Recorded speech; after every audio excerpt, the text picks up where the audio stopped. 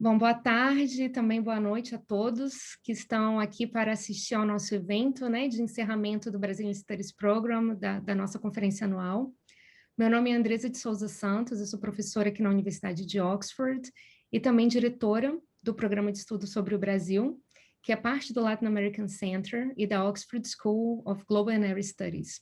Entre nossas várias atividades sobre o Brasil, a gente tem essa conferência anual para debater o nosso país, e esse ano, devido à Covid-19, a gente está fazendo esse evento online. Ainda assim, muito animados com esse urgente debate, e o tema desse ano é The Real and Imagined Brazil, Examining Narratives of Dissent, fala da importância de discutir temas como fake news, negacionismo, a polarização da sociedade e também o autoritarismo. A gente aplica o estudo desses temas na discussão sobre trabalho, sobre saúde e também sobre democracia. Eu tenho a honra de apresentar a doutora Catarina Hadzikid, da Universidade de Tübingen, pesquisadora associada da Universidade de Oxford, que coorganizou esse evento. Olá, muito obrigada, Andresa. Sejam todos bem-vindos. Eu estou muito feliz de ter participado da organização desse evento, que esperamos ter estimulado um debate importante sobre temas atuais e relevantes. Encerrando hoje esse evento, que ocorreu ao longo de 5 semanas, tenho o grande prazer e a honra de apresentar o excelentíssimo senhor presidente do Supremo Tribunal Federal, Luiz Fux. Luiz Fux é presidente do Supremo Tribunal Federal e do Conselho Nacional de Justiça desde setembro de 2020. Ministro da Suprema Corte Brasileira desde março de 2011, foi ministro do Superior Tribunal de Justiça entre 2001 e 2011, sendo juiz desde 1982, quando foi aprovado em primeiro lugar em concurso no estado do Rio de Janeiro. Formou-se na Universidade do Estado do Rio de Janeiro, na UERJ, onde obteve o título de doutor em Direito Processual Civil.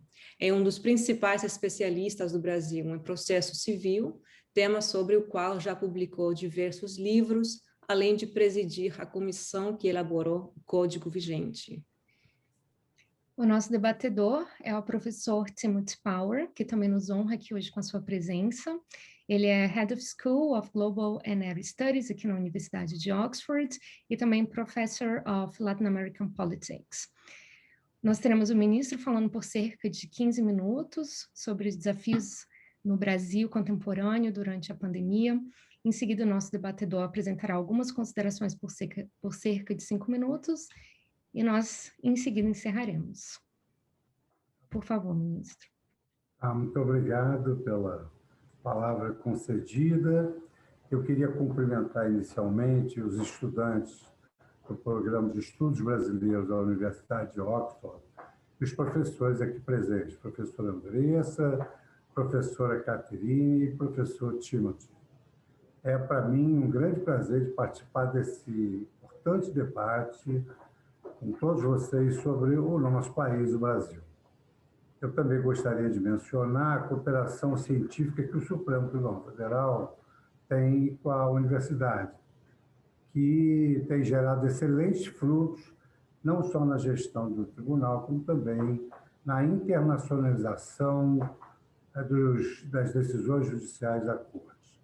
Antes de apresentar alguns temas que eu considero todos eles relevantes, eu quero aproveitar para trazer uma palavra solidária, que não poderia deixar de ser, principalmente hoje no Brasil, onde os familiares já perderam 450 mil vidas brasileiras, mais de 4 milhões de vidas levadas pela pandemia do coronavírus no mundo.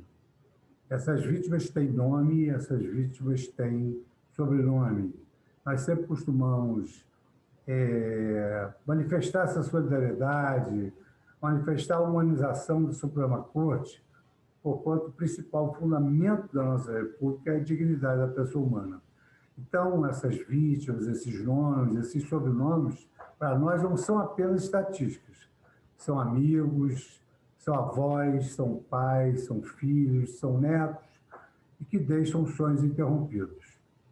Cada número a mais representa uma dolorosa perda, um mundo menos alegre para as famílias ao redor de todo mundo. Nesse sentido, nós devemos honrar essas vítimas, destinando todos os esforços possíveis em prol do combate e da superação das mazelas trazidas por essa crise de ordem sanitária e econômica. Com força na ciência, nos valores democráticos e na cooperação internacional, nós temos certeza de que iremos superar essas adversidades.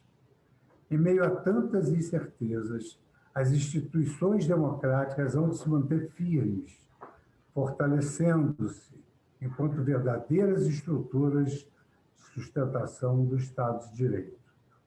Para tanto, mistério uma certa capacidade de adaptação e de pragmatismo.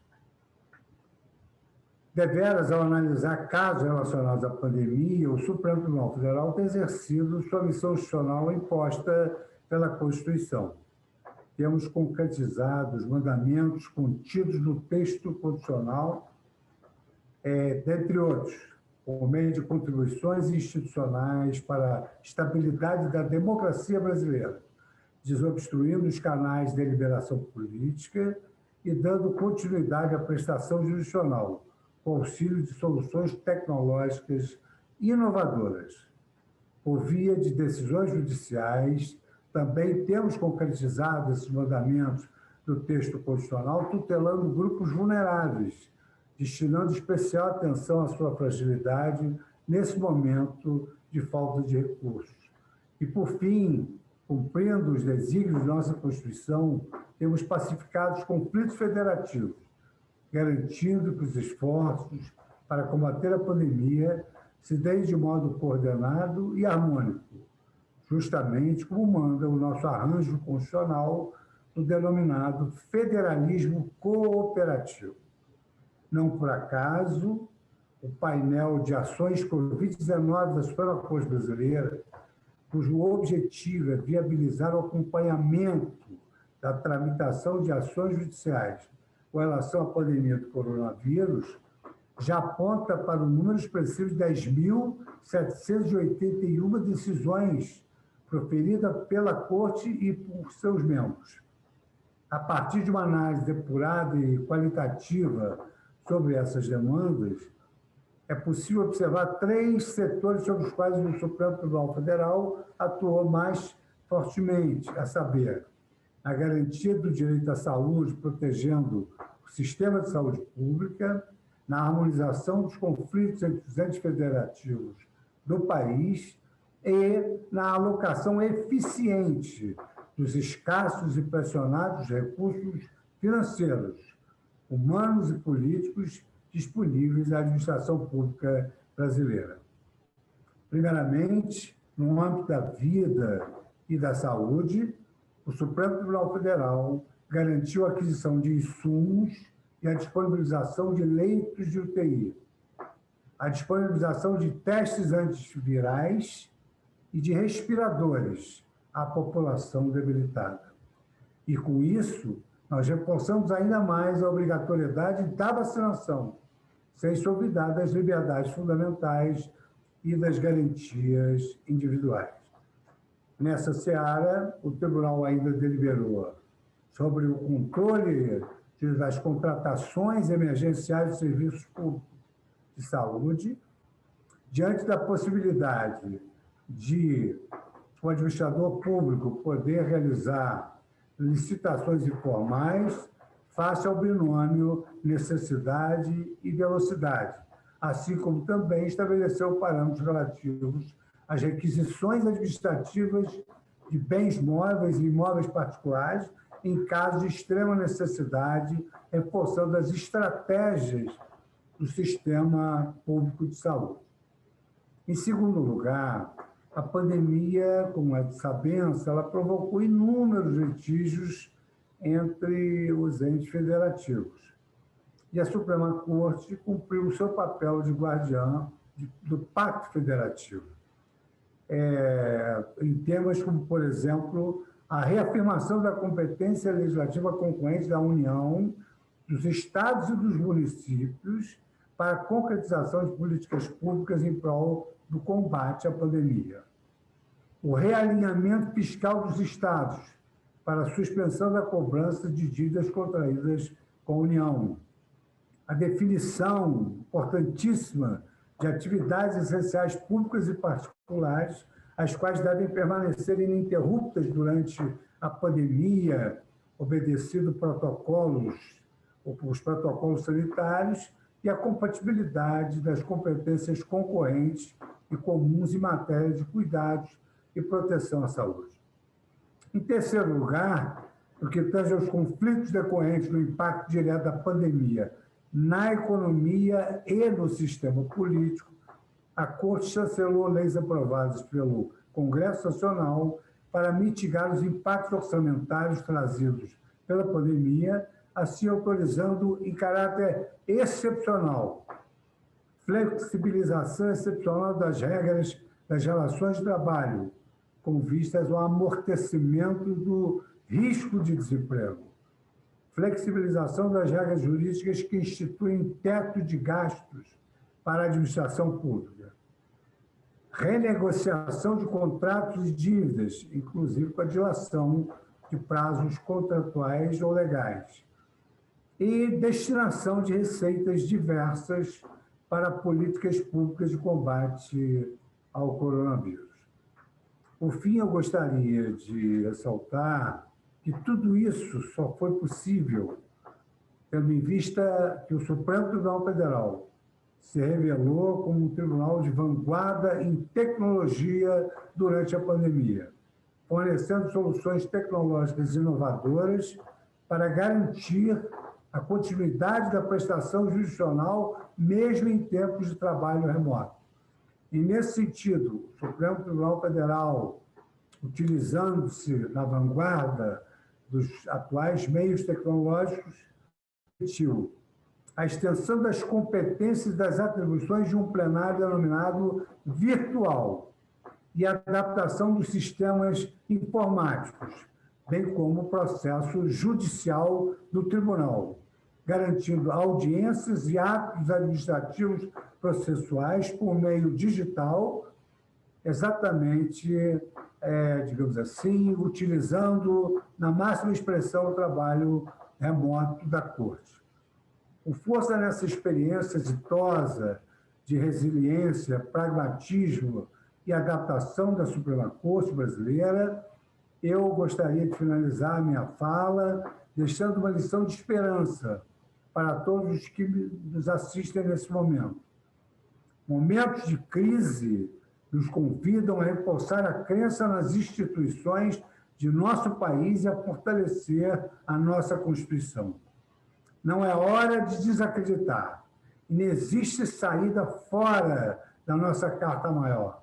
Tampouco há projeto de nação que não esteja alicerçado nos valores democráticos que constituem a essência da nossa República Federativa do Brasil. Muito obrigado pela atenção, o que nos dispensaram. Muito obrigada, ministro, pela excelente fala, né, nesse momento de pandemia que a gente vive no Brasil. Eu, sem demora, passo a palavra ao professor Timothy Power, que vai fazer os comentários. Boa tarde, ministro. Sua presença nos honra muito aqui. Queria lhe parabenizar pela presidência da Corte também, em meio de toda essa loucura, comemorar seus 10 anos na Corte também, como ministro. Eu tenho duas perguntas, seguindo a linha da sua fala. A primeira sobre federalismo brasileiro e o segundo sobre reconstituição de confiança da sociedade. Sobre a primeira pergunta, depois da Constituição de 88, houve um período conflituoso no federalismo brasileiro, nos anos 90, com problemas com dívidas com a União, problema dos bancos estaduais, culminando na Lei de Responsabilidade Fiscal, no ano 2000, etc. Depois, muitos observadores diziam que o Brasil tinha encontrado um novo equilíbrio federativo, com mais harmonia, menos conflito. Mas os seus comentários de hoje parecem indicar que a crise da Covid tem mostrado algumas vulnerabilidades do federalismo. Então, a primeira pergunta é: que essa crise nos ensina sobre essas vulnerabilidades do federalismo brasileiro? Essa é a primeira pergunta. A segunda, se me permite, é sobre o tema do evento aqui nosso em Oxford, o papel do fake news, da desinformação, negacionismo no momento atual. Todas as teorias democráticas que a gente conhece enfatizam o papel da confiança, tanto a confiança interpessoal entre seres humanos, mas também nas instituições. Agora, essas ondas de negacionismo, de populismo, de fake news, de desinformação, põem em perigo, né, a construção de confiança interpessoal da sociedade.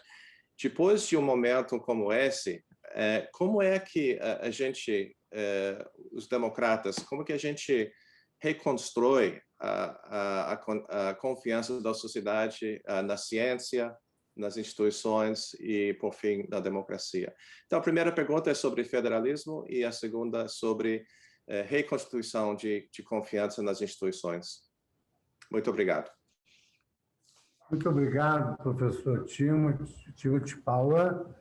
A primeira indagação de Vossa Senhoria, eu responderia exatamente à luz da experiência prática do Supremo Tribunal Federal. A Constituição brasileira, ela estabelece que, em determinados valores importantes, há uma competência não só do Poder Central, mas também uma competência das unidades federadas.